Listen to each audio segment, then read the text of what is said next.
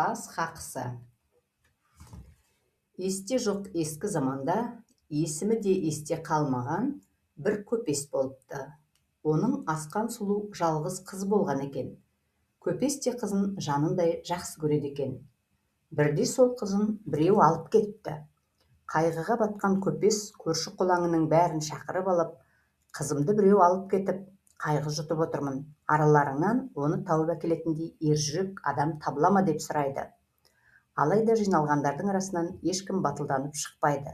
Сол кезде бір жас бақташы жігіт тұрып: бұл жерде отырғандарымыздың ішінде саған көмектесе алатындай ешкім жоқ. Бірақ мына 6 қырдың ар жағындағы 6 ағайынды жігіті бар ұстаз тұрады. Содан ақыл сұрап көріңіз дейді. Қуанып кеткен көпес бірден сол ұстазға келеді. Ұстаз оны жылы шыраймен қарсы алып, айтқанын тыңдағаннан кейін, саған менің шәкірттерім ғана көмектесе алады екен деп, шәкірттерін шақырады. Шәкірттерінің бәрі келген кезде ұстаз олардан: сендердің қолдарыңнан не келеді, не істей аласыңдар деп сұрайды. Мен күндіз де, қараңғы түнде де жан-жануардың бәрінің ізімен жүріп тауып ала аламын дейді ағайындылардың үлкені. Мен қандай алыстағыны болсын анық көре аламын дейді екіншісі.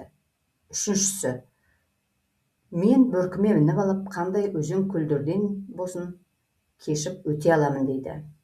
Мен қандай жыртқыш құстың болсын тырнағындағы жемін өзіне білдірмей ала аламын дейді төртіншісі.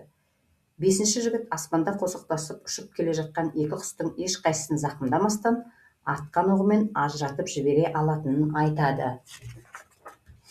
Мен аспаннан түсіп келе жатқан нені болсын да қағып ала аламын дейді ағайындылардың ең кішісі.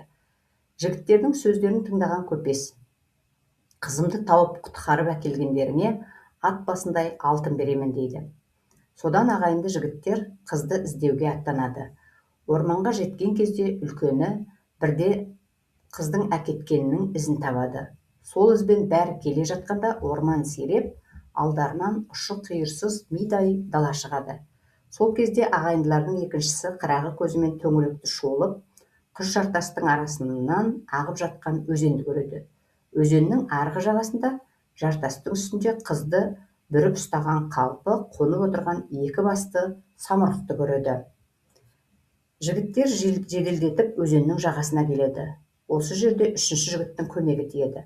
Ағайындылар оның бөркіне мініп бұрқыраған өзеннің арғы бетіне өтеді. Төртінші жігіт жыртқышқа жымын білдірмей жақындап барып, оның тырнағының қызды босатып алып, ағаларына алып келеді. Әйтсе де ол қызды алып келген бойда самұрық жартастан өзін тастап жібергендей болып, қанаттарын жайып бұларға қарай ұмтылған кезде күннің өзі көрінбей қалғандай болады.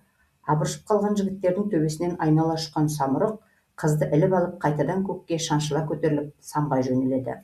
Жігіттердің ішінен бесіншісі бірден есін жиып, мылтығын алып атып жібереді.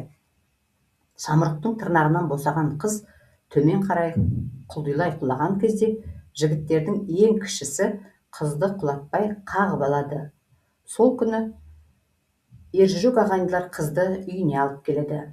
Қызы аман келіп қуанған көпес жігіттерден: қызымды қайсысын құтқардың деп сұрайды. Жігіттер: өзгелеріміз көмектеспесек, бірде-біріміз қызыңызды құтқара алмайтындай едік деп жауап береді. Ат басындай алтынын кімге берерін білмей көпес ойланып қалады.